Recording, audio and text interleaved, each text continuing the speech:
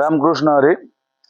અહીંયા જે ગુજરાતી પેશન્ટ આવે છે દેવ બાપા માવલીધામ આશ્રમમાં, તો ત્રંકેશ્વરથી 3 કિલોમીટર પહેલા ત્રંકેશ્વર ફાટા દેવ બાપા માવલીધામ આશ્રમ કયો, ફરસીવાલે બાબા કયો, પેંગલવાડી કયો, અથવા તો લોકેશનમાં નાખેલું છે શ્રી દેવ બાપા સેવા આશ્રમ નાસિક, તો પણ મળી જશે.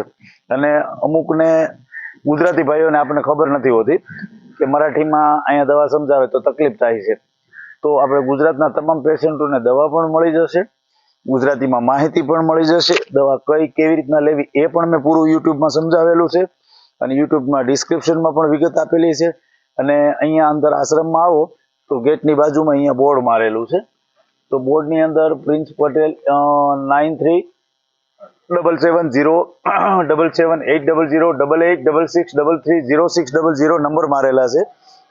અને આવીને તમે અહીંયા બોર્ડનો ફોટો પાડી શકો છો.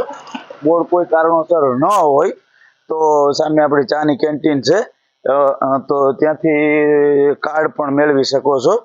તો હું તમને કાર્ડ બતાવું. ક્યારેક અહીંયા પવનના કારણે બોર્ડ નથી હોતું, પછી અમુક લોકો ક્યારેક બોર્ડને તોડી નાખતા હોય છે, બરોબર, કે ગુજરાતના પેશન્ટ આપણે વધારે હોય અને એમાં ખાસ કરીને લખેલું છે કે આશ્રમના ભાવેથી દવા મળશે. તો અહીંયાથી ગમે ત્યાં તમને આ ચાય નાસ્તો અહીંયા લારી પર કરી લેવો, અને અહીંયા આવી રીતના આડાહોળા ગમે ત્યાં કાર્ડ પીડ્યા હોય છે, તો આવી રીતના કાર્ડ અહીંયા મળી જશે તમને બધાને.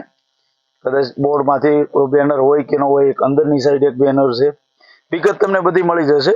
અને માત્ર એક દવાએ 20 રૂપિયા ગુજરાતમાં વધારે લેવાશે અને દવા મળી જશે. જો સુરતની આસપાસ હોય, સુરતના હોય, તો એમને દવા પૂરેપૂરી ત્યાંથી બસ ખાલી 20 રૂપિયા માત્રથી વધારેથી દવા મળશે.